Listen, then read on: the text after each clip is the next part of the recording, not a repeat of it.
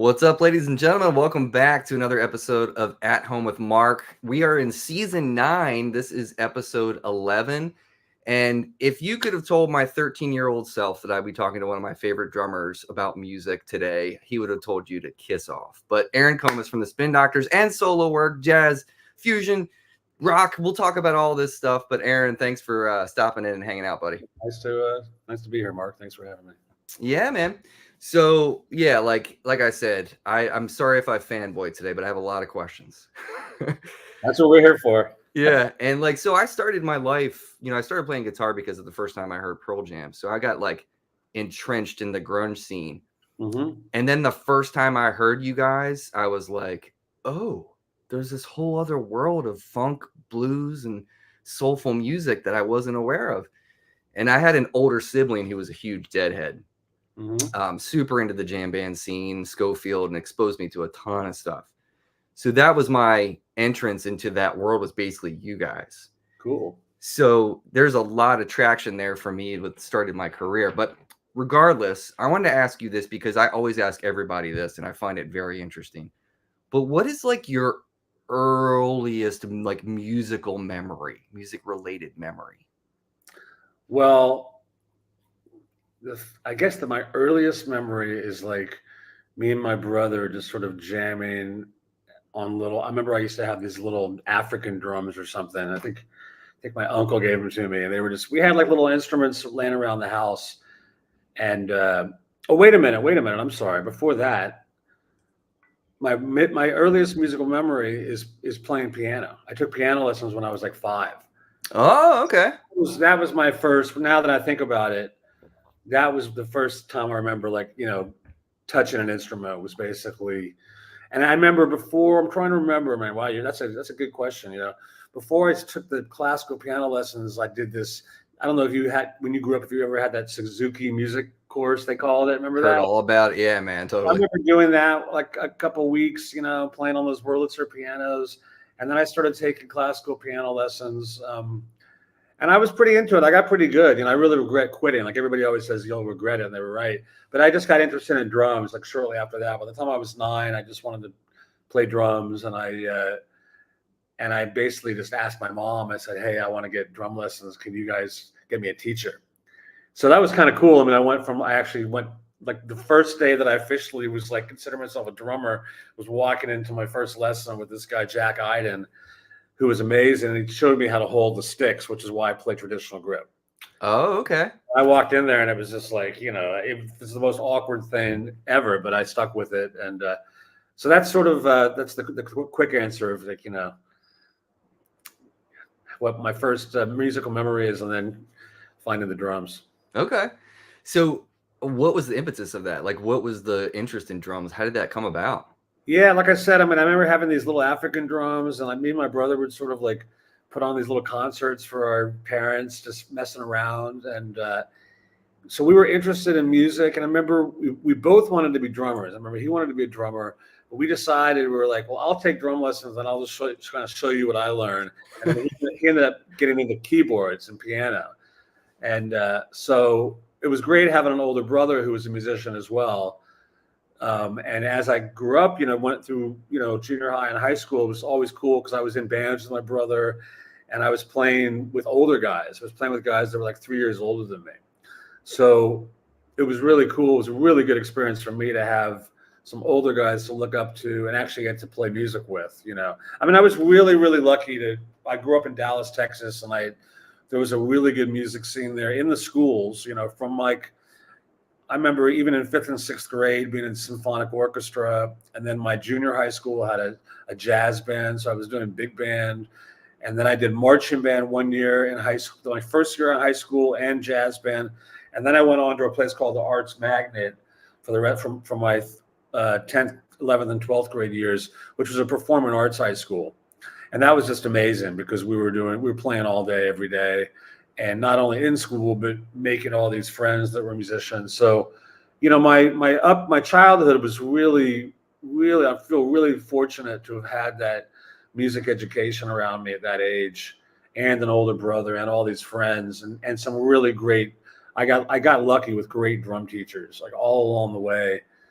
particularly, well, not particularly because they were all great, but that first guy I had, Jack Iden, who basically taught me how to play traditional and forced me to play on a practice pad for 2 years. I think I got a snare drum after 1 year, but he wouldn't let me get a drum set for 2 years. Oh, wow. So I got my hands really together before I even got a kit. And it was all like rudiments and reading. So my reading and my rudiments were pretty together by the time I got my kit. And then he gave me his blessing. And, I remember we went out, my dad found a drum set. We found something in the newspaper. I remember driving to this guy's house, and it was a 4-piece Apollo kit. Nice. Tiger striped Apollo. And it came with pasty cymbals. And that was my first kit. And at first I stuck, I stayed on the snare drum. Eventually I started getting drum set teachers and had some great teachers. But I was really lucky, I think, in that regard. Okay. So I'm gathering. I mean, I could be assuming too much, but like if you grew up in Texas, did you do drum corps stuff? Were you doing like marching band stuff too? Well, I did. Like I said, my basically my early development was drum corps, like reading snare drum etudes for rudimentary bass. I still have them over there. Hold on, I got to show you this book. Oh, nice, awesome.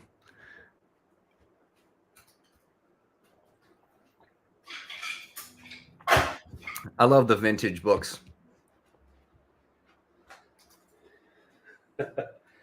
So, oh man, dude. I still got all my books. I got and this one, this is incredible. So this is a book this is a classic. Mm-hmm. And this is like, I still do this all the time, but this is. Oh, you still work in these? You still work? Oh yeah, I do them all the time. Oh hell yeah! You can see these are all rudimentary drum etudes, like marching stuff. And I still do this stuff all the time. And this is actually one of my original books that I had. So I'm doing all these sort of classical snare drum studies. And this shit is hard, and it's amazing. This is my original book. I'm looking back at this.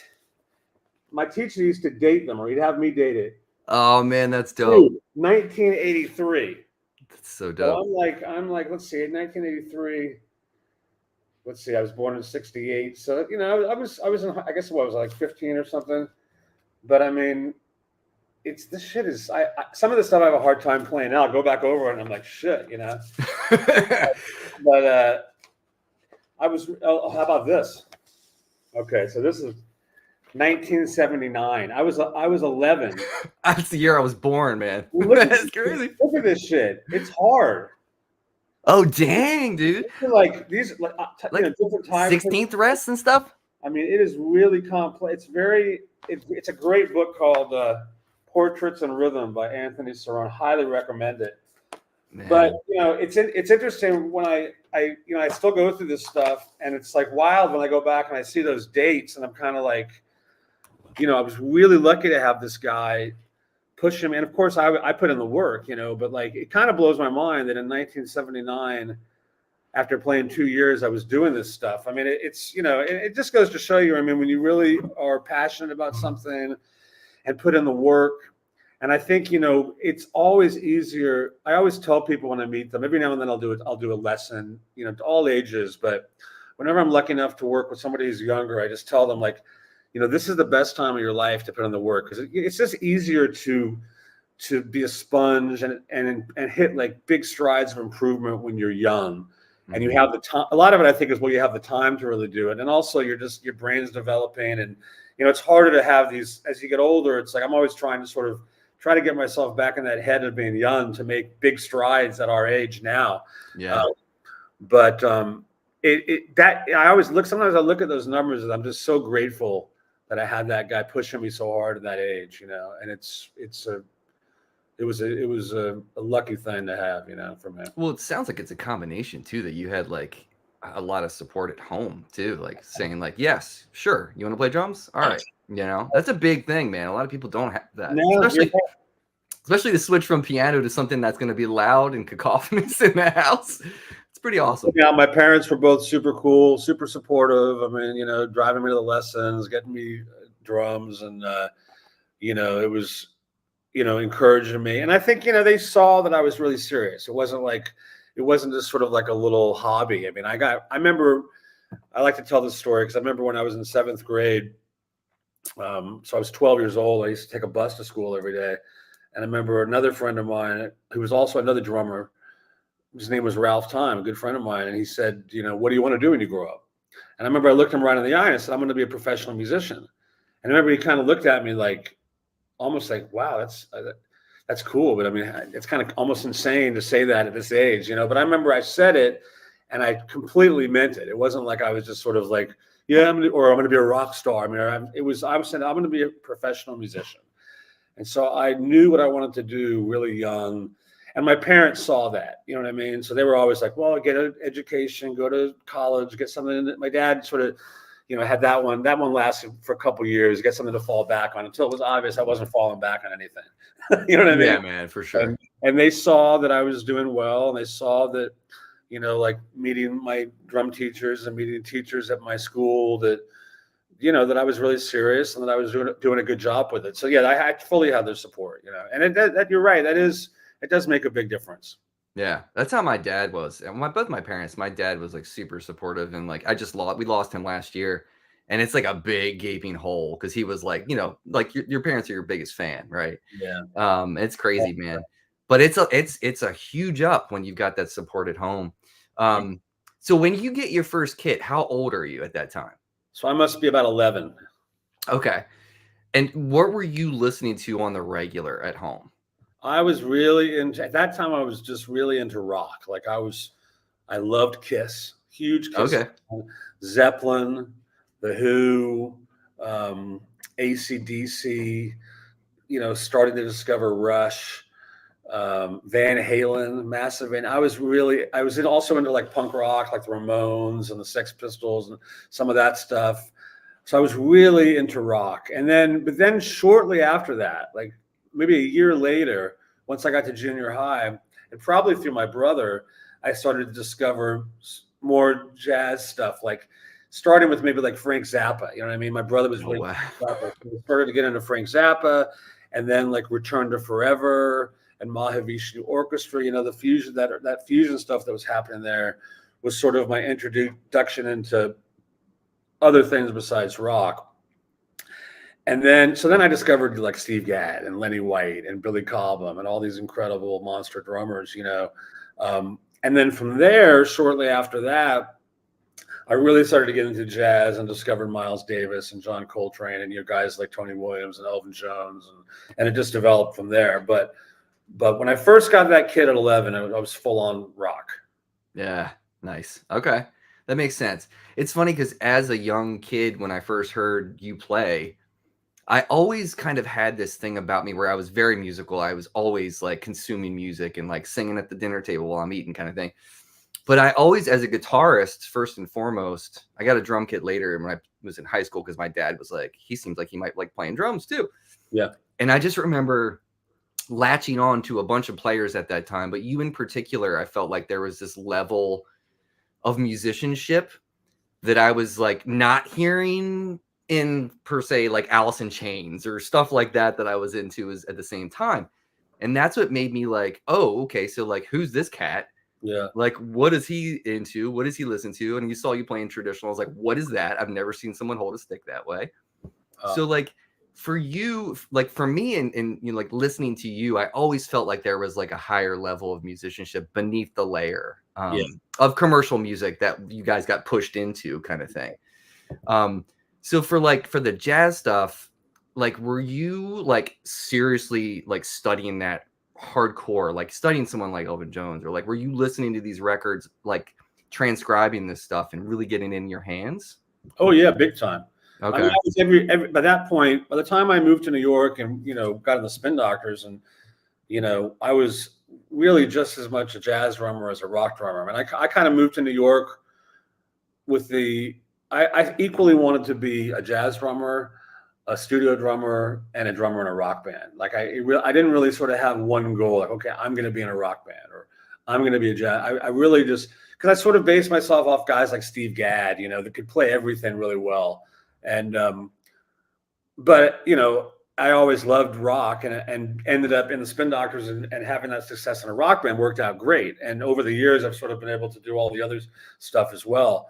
But yeah, I mean, I definitely I mean, I always did lots of jazz gigs. I went to Berkeley for a year, and again, I mean, all through high school, I was playing in the small groups and big bands. And when I came to New York, I mean, I came here basically because I was so attracted to all the great jazz musicians that were living here at the time.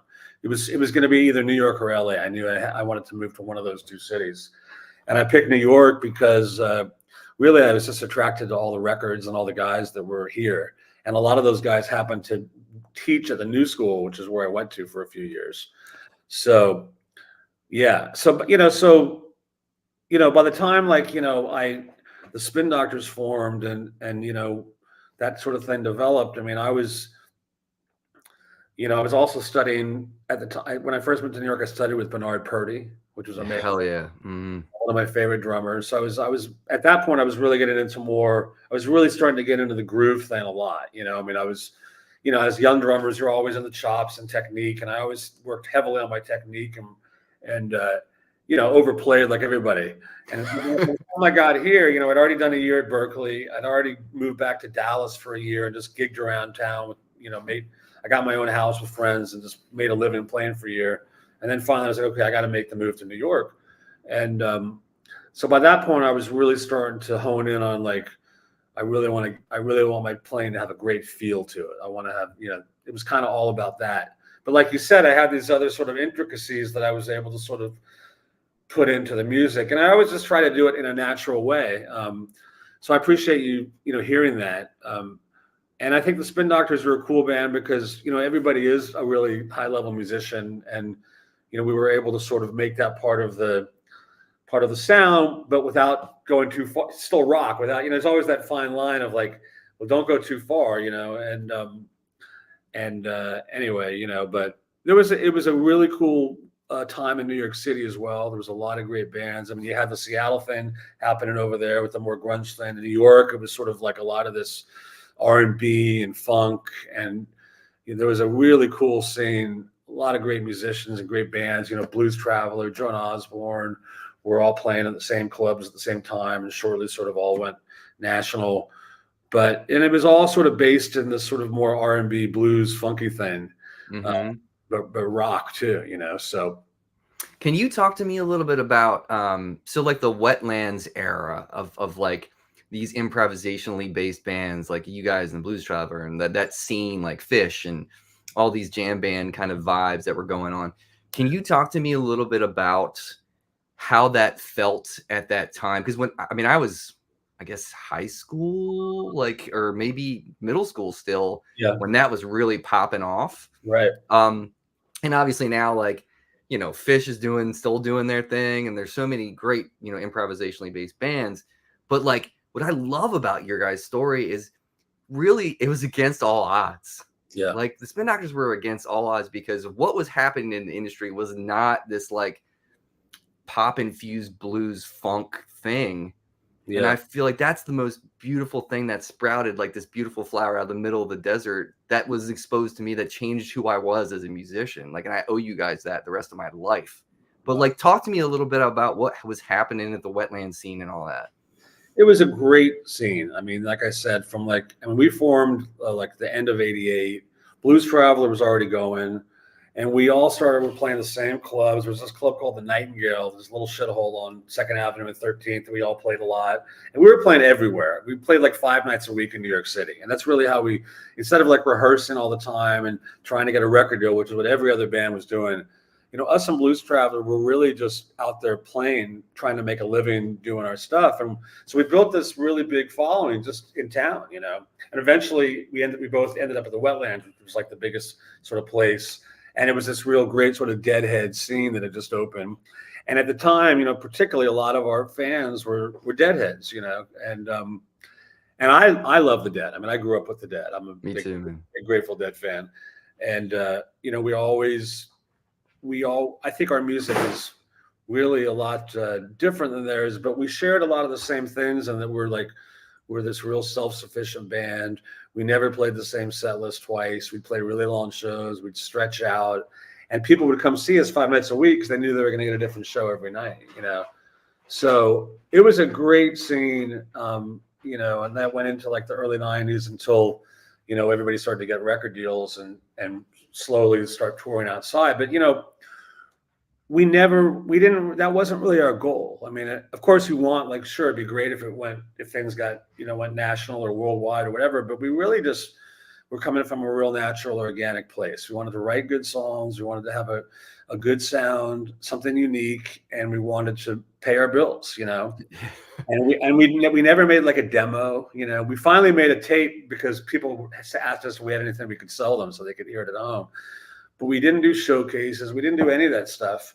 And eventually the scene just got undeniable, and managers and labels and stuff started knocking on our doors, So it was a very organic process how it all happened.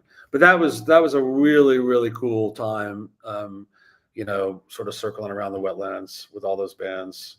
Yeah. I wish I would have been old enough to go there, man.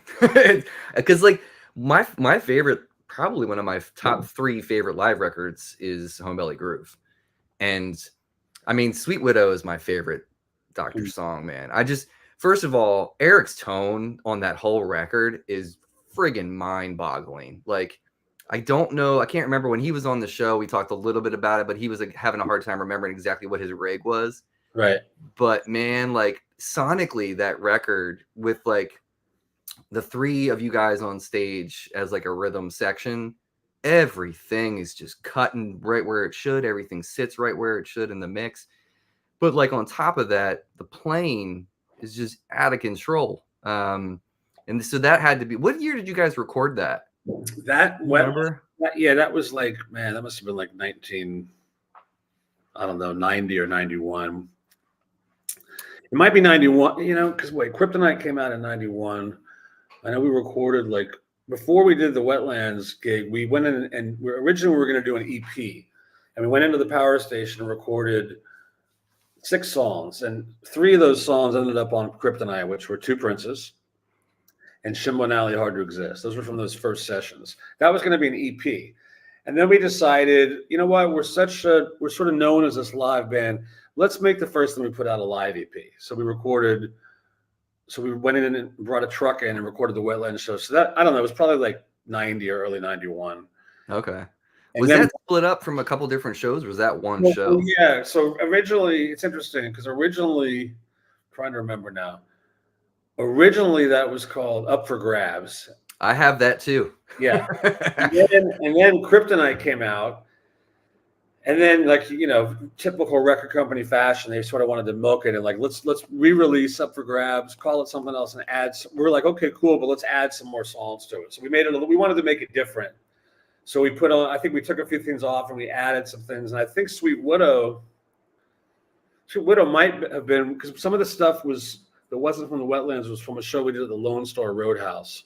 And I think that Sweet Widow might be from there. I'm not sure. Oh, okay. Yeah, because Up for Grabs was cool because it had At This Hour on it, which wasn't on Home Belly Groove, which was another tune I loved. Yeah, because Mark was going insane on that one. But yeah, dude, that record, I tell people about that to this day. Like, if you fell off the face of the earth and didn't realize the Spin Doctors are still doing it. By the way, like, nice talking to me. I love that record too.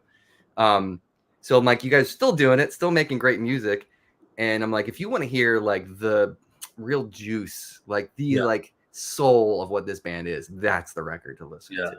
That's cool. And it's just, man, like, I love that. I listen to it all the time, dude. Like long road trips, whatever, man. I'll pop that sucker on. I haven't heard that thing in so many years. I should listen. Oh man, it's so good, Aaron. And you're playing on it. I like it anymore. I'm sure I feel like I've developed a lot in 30 years, but I'm sure I would like some of it. I mean, how old were you? I mean, your playing was outstanding on that record. I was like, I don't know, 22 or something, when we cut that and the Pocket Full of Kryptonite record. So Jesus, dude. Wow.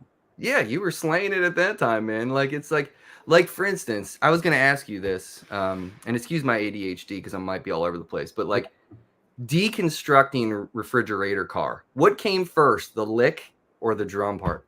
The lick. Okay. And I wrote that lick. I wrote that guitar lick. Okay. So it's funny. It's a funny story because me and Chris were hanging out one day at his house, just randomly. I think we were having lunch or something. We're hanging out at his pad.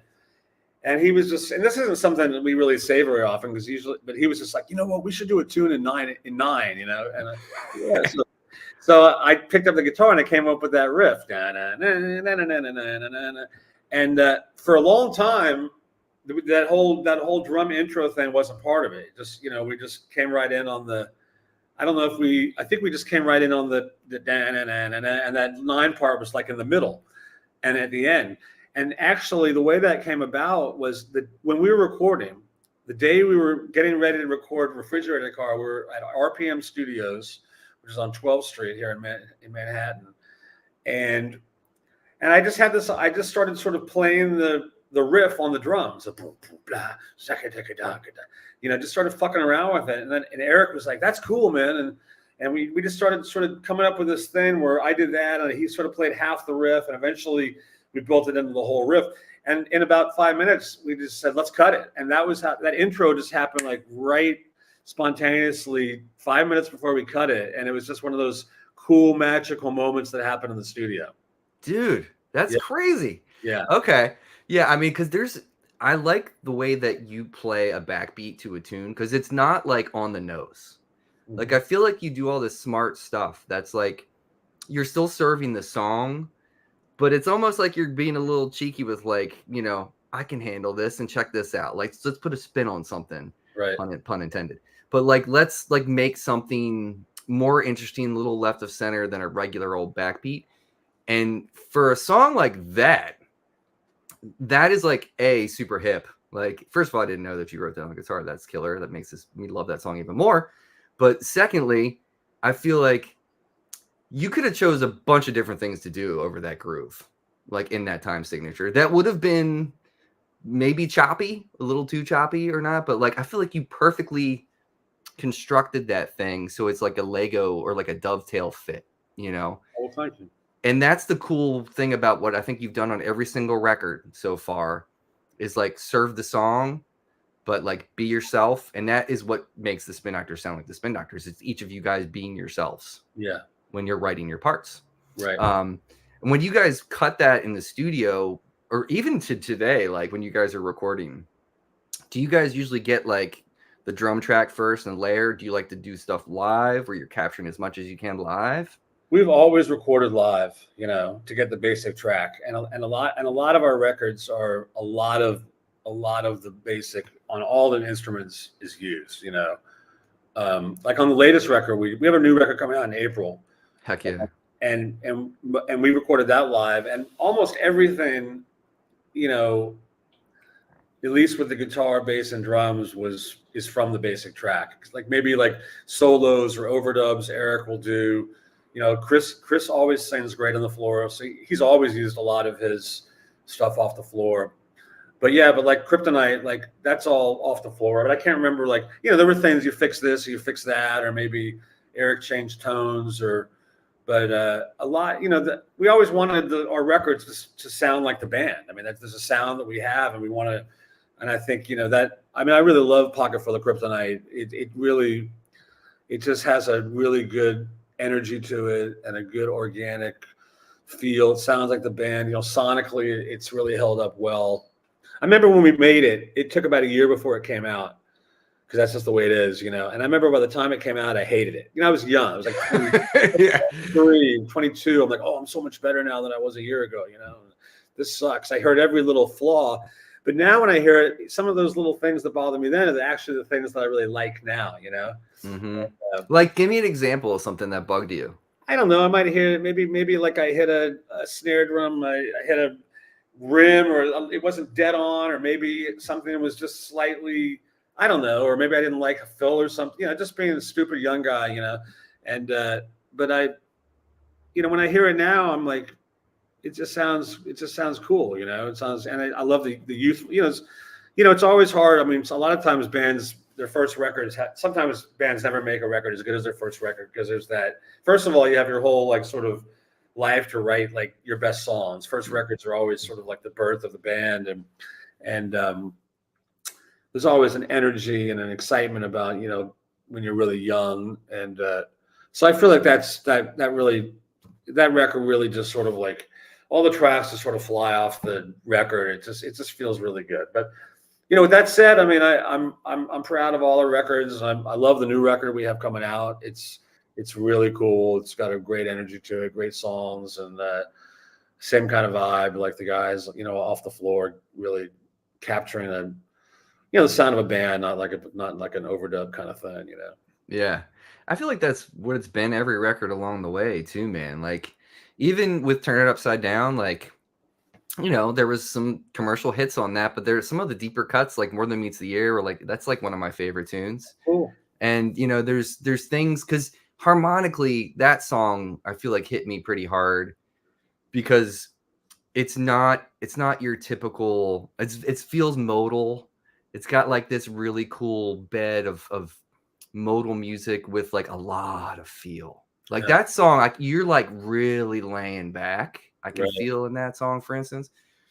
And like that's what's fun about this band is like, and then you keep moving forward, and that's another one I wrote the music to. Really? Yeah. Okay. You like yeah. Dude, maybe every song I love you wrote, Aaron. Yeah, I mean, and just real quickly, like one of the things that is so cool about the band is that everybody contributes to the writing, and I think that has made us, if you listen to our records, there's a lot of diversity on a lot of different types of sort of styles that work together, and a lot of that is because everybody sort of contributes different things, and for me as a drummer, it was one of the things that really attracted me to sort of being serious about the band, because I just moved to New York, and Eric and Chris had met, and Eric actually, I was practicing at the new school, and he heard me, and he knocked on the door, and he was like, "Hey man, I'm putting a band together. You want to play in it?"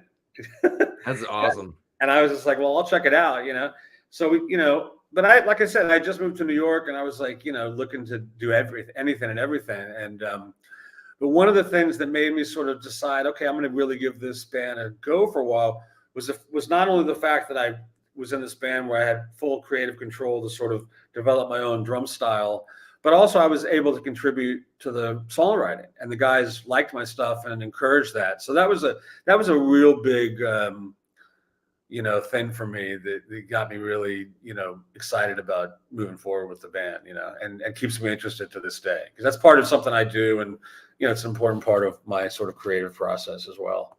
Yeah, your solo shit's freaking dope too, dude. Like all the stuff that you do with that, with like the fusion side of things. Yeah. The odd meter stuff, and like the really interesting harmonic, progressions. Like I can tell you've got a vocabulary in anything that you might want to do, man. It's really rad. Man, can you imagine if you said no to Chris? Would that be like a Pete Best moment? Like, or would the band have even done anything? Well, it was Eric. Eric was the guy that knocked on the door. Oh, Eric, yeah.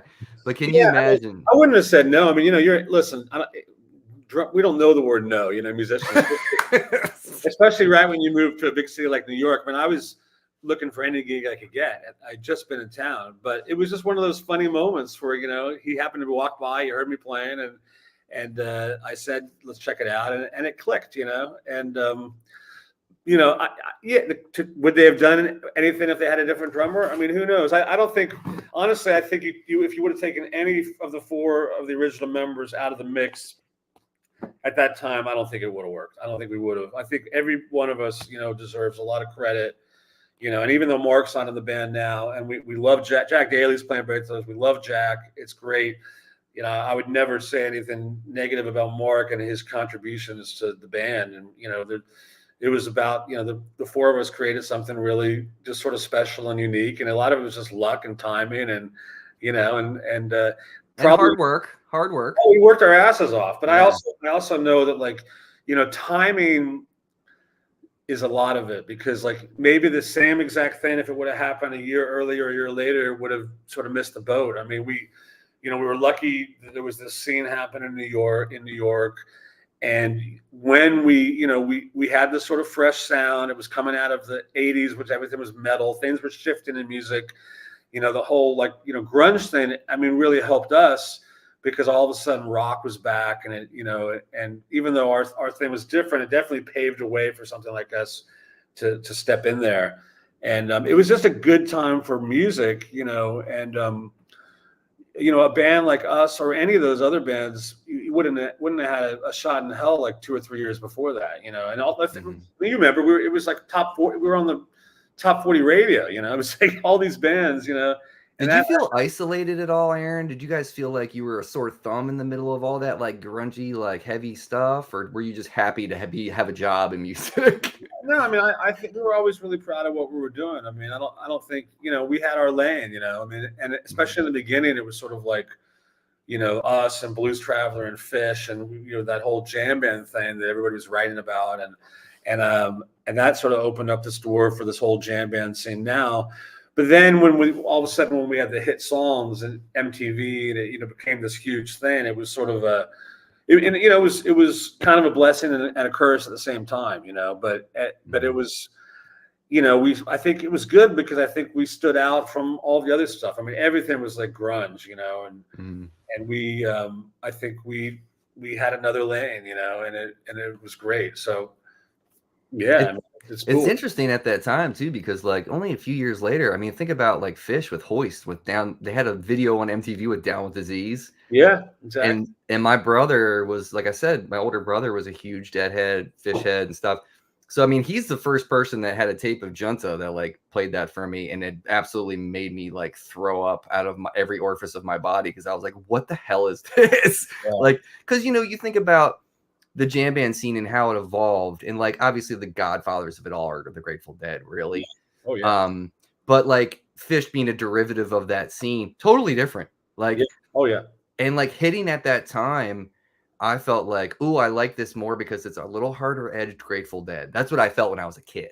Now I know it is something completely different. But at the time, that's how I was feeling. But then to see them on MTV alongside you guys, alongside Pearl Jam, well, at that time, I guess Pearl Jam got away from the media. But, it's like, it's really interesting to see like you're part of music history and what was evolving at that time. I wonder if we're ever going to see, it seems like rock is kind of coming back in a little bit in a way. Yeah. Right now. I hope so. But, I mean, it's just so different now. I mean, what is the mainstream anymore? I don't really even know. I mean, it's, because there's tons of great rock bands out there and jam bands and people who are selling lots of tickets and doing really well, but it's just, radio, there's no MTV, it's just such, with the YouTube and streaming, it's just totally different than it was. It almost makes it seem like as hard as it was for us to like have that success, it almost seems easy compared to like now, it's like, there was sort of this formula, like form a band, be good and, develop a big following in your hometown, wherever that is. Record labels will get a record deal, get on the radio, get on MTV, boom, those were really hard things to happen. Didn't happen to many people, but if it did happen, it worked. And that formula is completely gone now, Yeah. I mean, what still works though is to have a good band, write good songs, be good at your instrument, and play great shows and get out there and bring it to the people. And that's how you do it. It's just the problem is the record industry side of things is kind of so difficult for young artists. So it's just become really much more difficult to make a decent living, which is a drag. It was always really hard, but there kind of was that pot of gold at the end of the rainbow if you were lucky enough. And that kind of doesn't really exist anymore, at least on the record side, unless you're like Taylor Swift or somebody, or, there's pop artists obviously that do great, but I'm encouraged because I see so many great musicians and so many great bands and just tons of people that want to go see live shows. And I think, people are more open to different kinds of music now more than ever. I mean, everything's sort of fused together. Even back when we were around, I mean, I remember feeling sort of like there was this sort of like you had like the jam band and the Grateful Dead, and we were lumped into that for a while. And then you had the more rock stuff. And like I remember like kind of feeling a vibe from like the rock bands, like we weren't so cool. You're like, oh, you guys are kind of like, you're jamming, and that's not cool. Grateful Dead, they're not cool. But now all those same bands are Grateful Dead's like the coolest thing in the world now. To everybody. I know, right? Everybody. Totally. I find it, I can talk about this all day. I find it really interesting how 30 years later, the same people that hated the Dead and made fun of them now, like, you love them and play their songs. I know. So, I think when I see like the younger bands and the younger, even just music lovers, I feel like everybody's just opened up now. And I think that's great because I always was like that myself. I mean, I've never I don't like judging other musicians. I've never talked bad about other bands, musicians. I've always tried to have a really open mind to music. I figure if you're doing really well, there's a reason. I'm going to listen to it and hear the reason. It may not be my favorite thing, but you don't just, have like lots of fans and do well because you suck. It doesn't work that way. Right. You know what I mean? Well, hit me to some stuff that you're listening to right now. Like, tell me like what stuff that's like really getting you excited about playing drums right now. I go through all kinds of phases. I mean, the standard stuff that I never get tired of, that I listen to all the time, is like, John Coltrane quartet with Elvin Jones. I mean, I never gets old. Same thing with the Miles Davis quintet, with Tony Williams and Herbie Hancock. I mean, those are probably like two of my favorite bands ever, and I never get tired of listening to that. But there's some great, as far as drummers, I mean, there's some amazing, drummers. A lot of them are friends of mine, like, Mark Giuliani. I love Mark. Oh yeah. And, he's been one of my favorite drummers for a while now. We got he lives in LA now, but he was in New York for a long time. And so we got to hang out. We did a couple gigs together playing double drums, and that was a blast, So, I mean, there's just so many. Who's that young guy? JD Beck, that guy? You ever heard JD Beck? He's just I don't know that I have. Come out. He's incredible. He's like he's from Dallas actually, and he has this duo. I forget the girl's name. Really incredible keyboard player, and they have a band, and they're incredible. I mean, it's real modern. It's very busy, but really musical and cool. Okay. And he's just coming from another place. It's like, so there's this, I get really inspired when I hear, because I came from like, the older school, John Bonham and Bernard Purdie and Steve Gadd, and then got into the jazz guys and then, hip hop happened, and obviously that becomes part of my thing. And, you hope that you can take all the stuff and develop your own style, But as I grow older, and I'm all of a sudden in my 50s, it's like the guys that are younger than me are really influencing me a lot. I mean, like another guy I remember the first time I heard him was maybe 15 years ago. Is that drummer Chris Dave? Chris Dave? No. Great. He's like the kind of the best for like that sort of like modern hip hop scene. He played on that Robert Glasper record. He's played with a lot of people, D'Angelo and all that, but he's just, he's just coming from it's coming from another place. And he's also like, it's funky and it's R&B, but he's coming from a jazz place too. It's just very, very, and so like guys like him sort of, it's like, I opened my eyes a little bit to some new ways of approaching things. And so like over the last sort of 10 or 15 years, there's been some stuff like that sort of opened up my playing a lot. And particularly it's sort of gone into like the stuff I do with my own group, because I'm just into creative music. I mean, I'm into like, that's, my thing, is playing good creative music. And I love all kinds of music, as long as they're good. Let me ask you this, because I am a huge Wayne Krantz head. I love Wayne. Yep. I love Keith. I love it when it's Keith, Tim, and Wayne, obviously. Yep. Mm-hmm. But have you seen those? Did you get a chance to see those guys in the 55 bar at all? I saw them back then. Yeah, when they were around. Yeah, doing that. Oh man, so like, it's funny because Keith came from Texas too, right? Yeah, we studied. We both. Well, yeah, because we were both there at the same time. Wow. He was going to North Texas, but I grew up in Dallas. So I didn't go to North Texas, but I used to go up there and play gigs and jam with guys up there. So I knew Keith. I'd heard about Keith, and I'm pretty sure we studied from the same guy. My main teacher in high school, and then I studied with him that year I came back after Berkeley. His name was Henry Oxtell, and he was one of the head drum teachers up at North Texas. So he taught a lot of guys. Pretty sure Keith, Matt Chamberlain, who's another friend of mine from back then, he took from him. Greg Bissonette took from him. I mean, a ton of, Earl Harvin, tons of, because so many great drummers came out of Texas and North Texas. And obviously, yeah, Keith's great. So yeah, I saw that band a few times at the 55 bar. Are you into that thing, or are you like, oh, it's too weird? No, I'm fucking all about it. Yeah, okay. I figured you would be. I love it. I mean, in my own group that I have live, I mean, it's, you get out there. We have our own thing, but it's totally like, out there, lots of improvisation inside of the music. it's similar kind of vibe, you know? Yeah, I love that stuff, man. Like I remember seeing Wayne. I've told this story before, but like I saw him. I went to Berkeley too, and I now work for them, and I was interviewing Wayne for something that Berkeley was putting out, some public. I can't remember. This is years ago. This is like 2010 maybe, and he came through and played some hole in the wall in Boston, and I remember that was the first time I saw them live. I'd already been a big fan, but it's the first time I saw them live. And that's the first time I've ever been out of breath. Like watching as a, consumer of the music, spectator. I was like, at the end of the song, I was like, why was I not breathing? I just wasn't breathing for the last minute because it was so heavy and there was so much going on. Right. And I just was like, I can't imagine a trio creating this sound. Like, Right. It's just to watch that live is to experience something that you'll never experience, like, in any other art form.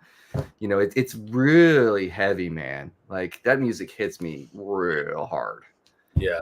And Wayne is just, a monster. I mean, that's New York City. I mean, there's so much great stuff going on, and that was an incredible band, no question about it. Keith's an amazing drummer.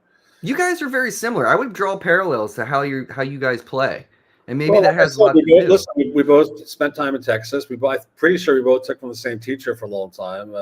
I think our concepts are definitely similar. I mean, we're both, groove-based drummers, I mean, and but also with sort of jazz-leaning tendencies, So I see the, I mean, we're different in a lot of ways. I mean, Keith has a very recognizable sound, and but yeah, bass drum.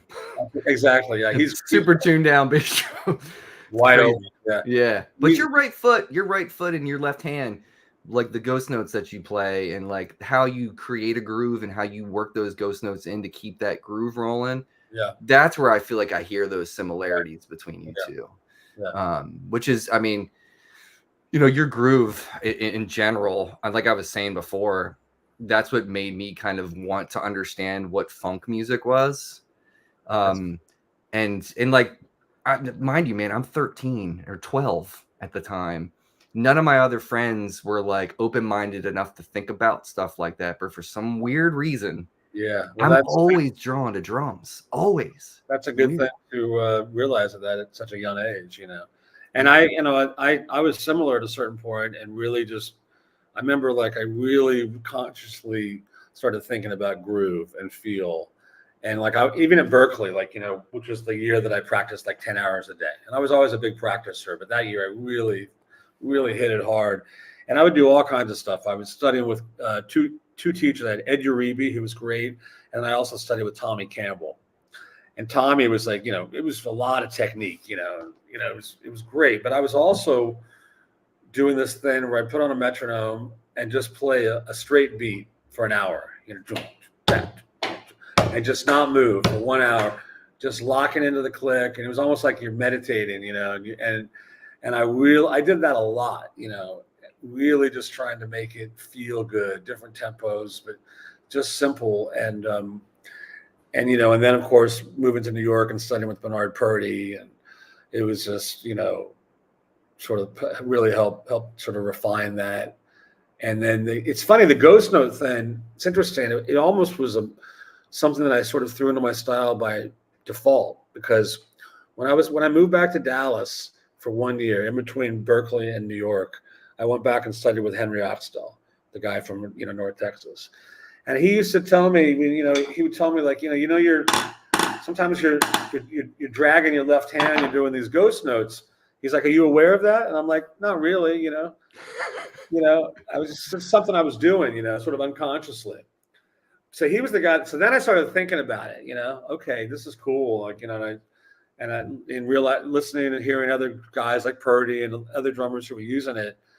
And then of course, when I studied with Purdie, we talked about it, and he was like the king of that, and it obviously became a really big part of my style. But it's funny, sometimes I don't think about it a lot, but like when I think about it when I'm talking about it, like right now. Mm-hmm. But when I moved to New York when the Spin Doctors first formed, it was right at the same time I was studying with Bernard Purdie. And I remember, when I moved to New York and the Spin Doctors first formed, it was right at the same time I was studying with Bernard Purdie. And when I moved to New York and the Spin Doctors first formed, it was right at the same time I was studying with Bernard Purdie. And obviously, then you listen to those early records and the Ghost Stroke thing. I mean, Two Princes right there. I mean, it's all about the Ghost Strokes, you know. And you know, it occurred to me later just how influenced by Purdy I was at that particular time, you know, and on a direct level because I was seeing him every week face to face, and you know, he sort of took me under his wing, and I mean, you know, he was very encouraging to me, and it was a totally different type of lesson than any other lesson I had ever taken before. There was nothing technical about it. It was mostly just listening to him talk for an hour. And I'd bring my little cassette recorder. I'd go home and I'd listen to it all night and try to figure out what the hell he was saying. Sometimes I'd walk out the lessons. I'd be like, what is he talking about? You know, but all these things sort of got in me. And later on, sometimes I would like have a light bulb moment about something he said. But I do remember talking about like he talked a lot about sound and balance on the drum kit, you know, and like, you know, it's important to keep you know, we have all, think about it. We have 4 limbs, you know, and whatever you're playing, the hi-hat, the snare, the bass drum, or the cymbal, I mean, it's one instrument. You know, they have all these things have to blend together, and you can't just go on there and, you know, you have to really, if you can really get the finesse and start to think about the levels of how hard are you hitting the ride, the snare, you know, not just sort of equally, but like, you know, starting to develop that control and that finesse. And with the Ghost Strokes, you know, sure, sometimes you want them to be really loud, but sometimes you just want them to be sort of an undercurrent. So he got me really thinking about stuff like that, which was really, really cool.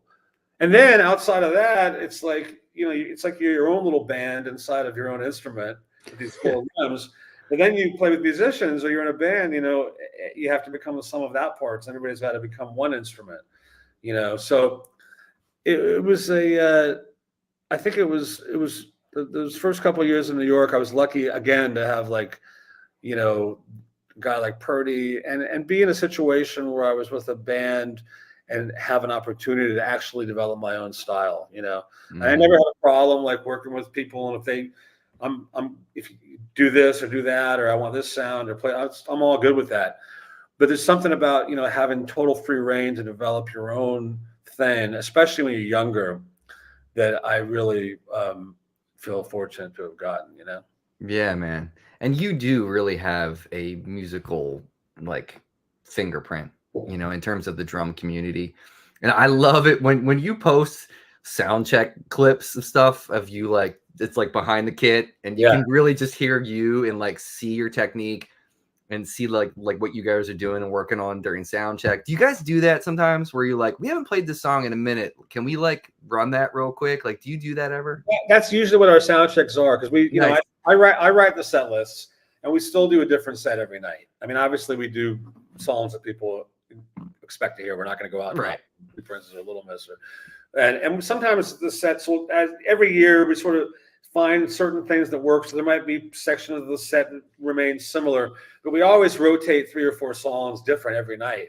So usually, like when we do a sound check, whatever song maybe we haven't played in a while, or whatever song is different than the last night, we'll usually do that. That's usually how we do sound check. We like to have quick sound checks. We get in, we get out, but we usually just do like a couple of the songs that weren't on the list last night or that we haven't played in a while.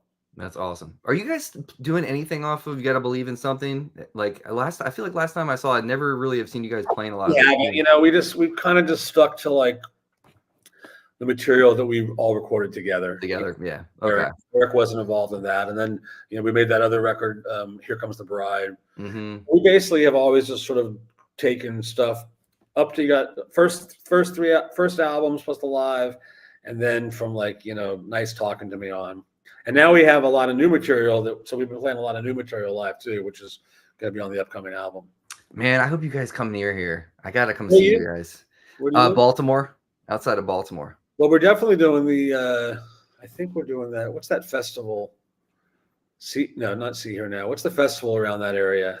Oh yeah, that's down in Ocean City. Yeah, I think we might be doing that now. I think we're doing that next year. Oh man, that's awesome. Okay. So we're definitely going to be doing a lot of touring next year behind this record. So we will definitely be within range. Do we have a name of the record yet? Yes, it's called Face Full of Cake. Hell yeah. Okay. See, that's the other thing I love about you guys is just you guys all have a great sense of humor. It's like you've never taken yourselves too seriously with stuff. Like, I love that shit, dude. So, and like last thing really quick, I just wanted to say, because I know we're running out of time, but so like nice talking to me. I just wanted to say this to everybody. Like that record came out.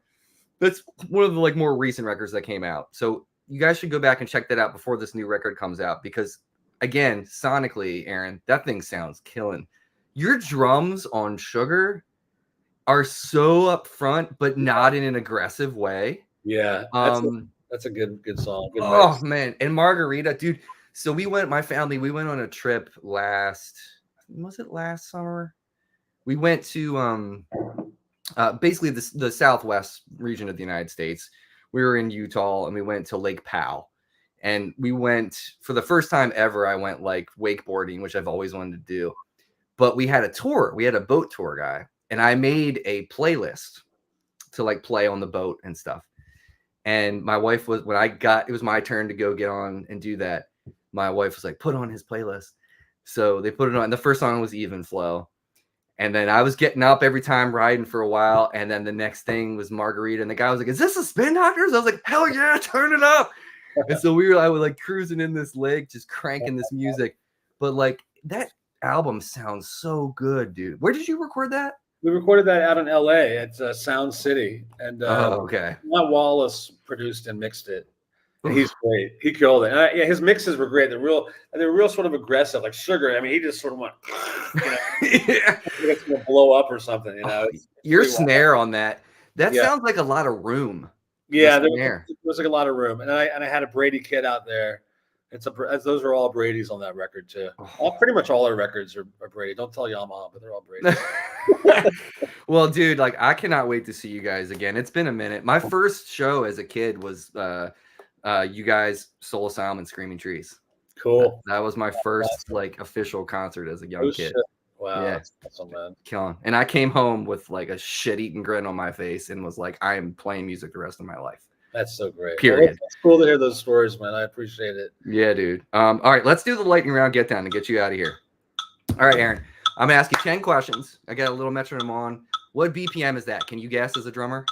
God, I'm horrible with that shit. I'd say 140. Nah, 112. Okay. I'm really bad at that. I can play right through it, but I didn't expect you to get that.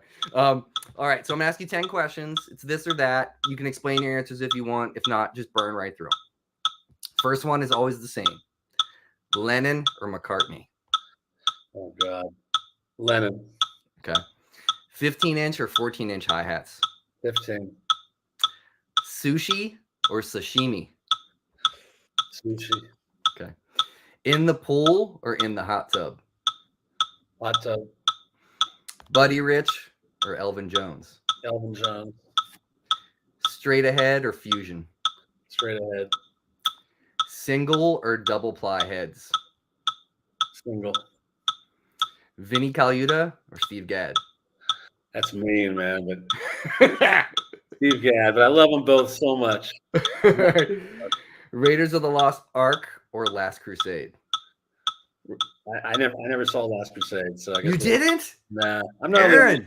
I'm not into Star Wars stuff much, but that's Indiana Jones. Okay, yeah, same thing. All right, I'll give you a pass on that one. All right, last one here. This sometimes is the easiest, sometimes it's the hardest. If you could take one album and erase it from your memory, just so you can go back and experience it for the first time again, what album would that be? Love Supreme, John Coltrane. All right, tell me a quick reason why. Because it's just the most amazing, you know, it's just one of my favorite records ever made. You know, the from the compositions to all the playing, you know, it's just so deep and spiritual. And you know, Elvin, who's one of my absolute favorite drummers, is, you know, it's just amazing. It's just magical. You know, McCoy Tyner, Jimmy Garrison, Elvin Jones, John Coltrane. I never get tired of that record. So if I could hear it for the first time, that would be pretty mind blowing. Man, I wonder what you would think of it nowadays if you had heard it for the first time. It's crazy. Oh, I'd love it. Oh man. All right. Well, Aaron, let me pop this up here. So for everybody that's listening on Spotify, Apple Music, all that stuff, AaronComis.com for that man's website. And of course, spindoctors.com. And then what's your handle on Instagram, Aaron? I think it's just A Comus or either Aaron Comus or A Comus. Let's see. I can look. Will Yeah. it show up? Make sure you guys go check that out because when he does post these videos of sound checks and stuff. A Comus. Okay, cool. Yeah, everybody go check that out because his videos of sound checks and stuff, it's like a masterclass in drumming, as always. So, man. So, Aaron, hold on 1 second. You stay right where you are. Everybody else. So quick. I got to say, I love Paul McCartney, too. I mean, that's just mean, you know? I know. Well, man, I mean, he's like my songwriting hero. That's what I studied at Berkeley. I mean, guitar, but also I studied It's hard to, I mean, you know, so I know I said John Lennon. I'm just going to stick with that. But I mean, come on, like, you know, that movie to walk in and be like, hey guys, I got a little song today. It's called The Long and Winding Road. I mean, it's like, I know, dude. That documentary. Oh, okay, no big deal. Yeah, right. That documentary was out of control. I mean, watching him sit and play "Let It Be" for the first time too, like, oh my god, dude, like it's crazy. And imagine that'd be a good one. Imagine hearing that for the first time. Oh my god, where were you? Where were you the first time you heard Bohemian Rhapsody? I don't know, but I mean, I remember I actually brought Queen in third grade. We had like show and tell day, and I brought a Queen record in. I think a Sheer Heart Attack record I brought into school. Nice. I was really into that. Oh man, that's killing. Awesome. All right, well, Aaron, hold on 1 sec. Everybody else, take care of yourself, take care of each other, and we will see you next time. Take care. Thanks for having me, Mark. Yeah, man.